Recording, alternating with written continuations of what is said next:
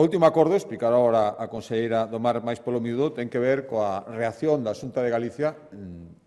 Dixemos durante estas últimas semanas que o primeiro era avaliar como impactaron esta situación de chuvias excepcionais, os sucesivos temporais, a súa implicación nos importantes danos nas poboacións mariñas, modulalos, velos por zonas, que tipo de especies eran as máis afectadas e empezar a pensar na recuperación dos bancos, que é lenta, que require meses de traballo continuo e require, dende logo, somos conscientes, o apoio da Administración, da Xunta de Galicia. Por tanto, o que fixemos foi autorizar unha inxección de 23 millóns de euros para medidas de recuperación e rexeneración dos bancos maristeiros máis afectados polas borrascas destes últimos meses.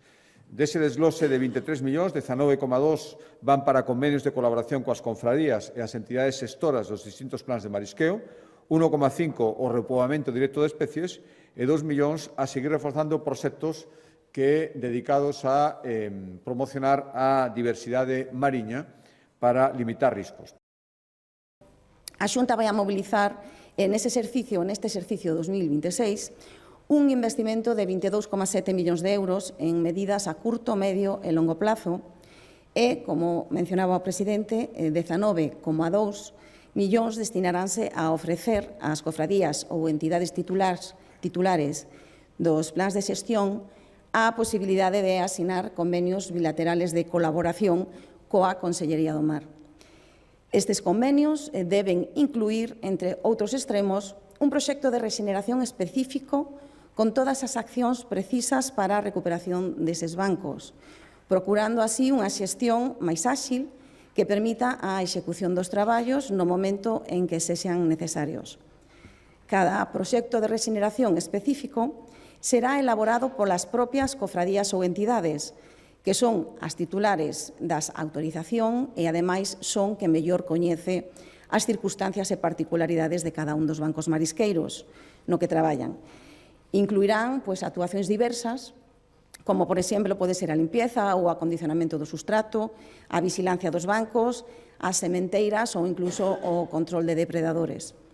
Deste xeito, a asinatura destes convenios por parte das entidades posibilitará que se remuneren os traballos que as persoas mariscadoras deben realizar, ademais de outros gastos nos que incorran as propias cofradías á hora de materializar esas tarefas. A aplicación do convenio, isto tamén é importante resaltalo, sobre a remuneración destes labores, terá carácter retroactivo dende o día no que se suspendeu a actividade extractiva. Ademais da asinatura deses convenios, tamén se recollen outras medidas, o destinar 1,5 millón á repoboación de especies ou tamén destinar 2 millóns para o reforzo dos proxectos de conservación e restauración da biodiversidade mariña. Xunto a estas actuacións, haberá outras actuacións de carácter normativo e de carácter social e deste xeito, dende a Consellería do Mar, prevemos a prórroga dos plans de xestión marisqueira ata o ano 2029 e tamén propoñeremos a modificación da normativa estatal para mellorar a protección social das persoas mariscadoras a pé. Así mesmo, xa iniciamos outras accións, como solicitar a exención das cuotas da Seguridade Social para as profesionais afectadas pola suspensión da actividade. Tamén puxemos en marcha a elaboración do Plan de Acción do Marisqueo 2630. Tamén estamos traballando para o desenvolvemento dun xemelgo digital ou o impulso de sistemas de preengorde de semente ou a posta en funcionamento da hatchery do Vicedo. O que vamos a facer, xa estamos facendo, pero ahora neste aumento dos puntos de medición que vai expresar onde está ese computador cuántico que permite, para que se faga unha idea, obter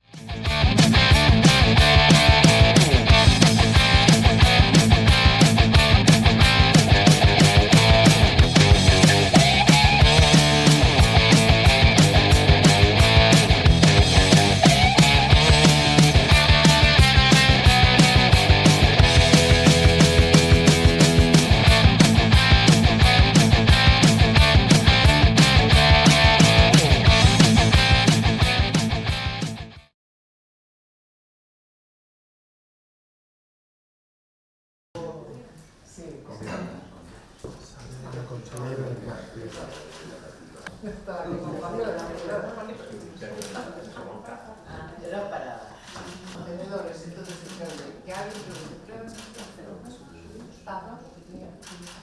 hay que echar hay que echar es no total eso.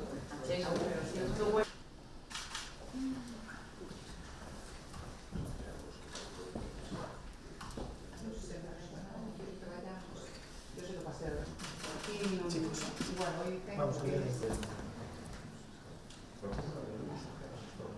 Salimos.